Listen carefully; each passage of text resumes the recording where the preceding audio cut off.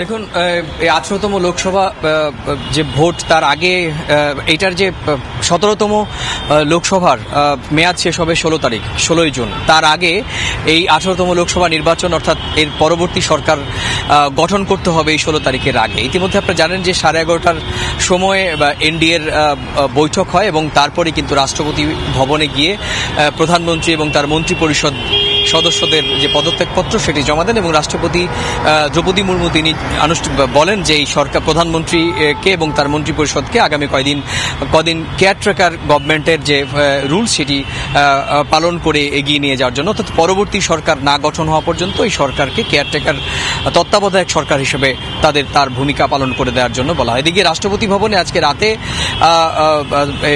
মন্ত্রী এই চলমান যে সরকার অর্থাৎ মোদী সরকারের দ্বিতীয় মেয়াদের যে সরকার সেই সরকার এবং তাদের মন্ত্রীদের সম্মানে একটি নৈশভোজের আয়োজন করা হয়েছে।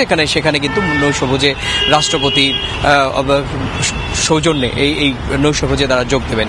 এদিকে তাৎপর্যপূর্ণ বিষয় যেটি বলা হচ্ছে যে এই সরকার আজকে প্রধানমন্ত্রী ইস্তফা দিলেন এবং পরের সরকার গঠন করা নিয়ে এনডিএ এবং বিজেপি জোট তাদের দৃঢ় অবস্থান নিয়েছে। যদিও ইন্ডিয়া জোটের পক্ষ থেকে বলা হচ্ছে যে পিকচার আবি বাকি হ্যাঁ, কারণ নীতিশ কুমারের অবস্থান কোন দিকে যায় সেটি নিয়ে রাজনৈতিক যারা বিশ্লেষক তাদের নজর রয়েছে। কারণ জানেন যে সকালেই নীতিশ কুমার এবং তেজস্বী যাদব একই বিমানে দিল্লি উড়ে গিয়েছেন।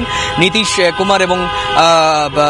কুমার এবং তেজস্বী যাদব এই জোট সরকার বিহারের জোট সরকারে শরিক এবং নীতিশ কুমারের যাওয়া এবং তার আগে একটি টুইট করা তেজস্বী যাদবের যে দেখুন পরে কি হয়, নীতিশ কুমারের অবস্থান কোন দিকে যায় সেটি খুবই তাৎপর্যপূর্ণ বিষয়। কারণ জানেন যে বিজেপি এককভাবে সংখ্যাগরিষ্ঠতায় নেই, 272 আসনের যে অঙ্ক সে অঙ্ক বিজেপি পৌঁছাতে পারেনি, 32 আসন কম রয়েছে।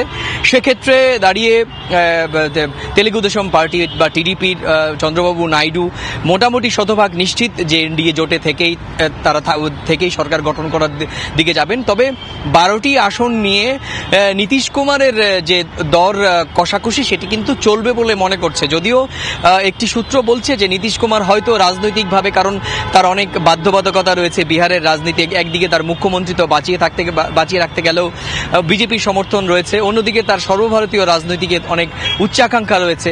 সব মিলিয়ে হয়তো শেষ মুহূর্তে বিজেপি কথা মেনেই এনডিএর শরিক হিসেবে পরে তৃতীয় মোদী সরকারের শরিক হতে পারে। তো সব মিলিয়ে এই ছিল আমার কাছে ভারতের যে বৈচিত্র্যময় রাজনীতি, সেই রাজনীতির আমার কাছে থাকা সবশেষ তথ্য। সুব্রত, আপনাকে ধন্যবাদ।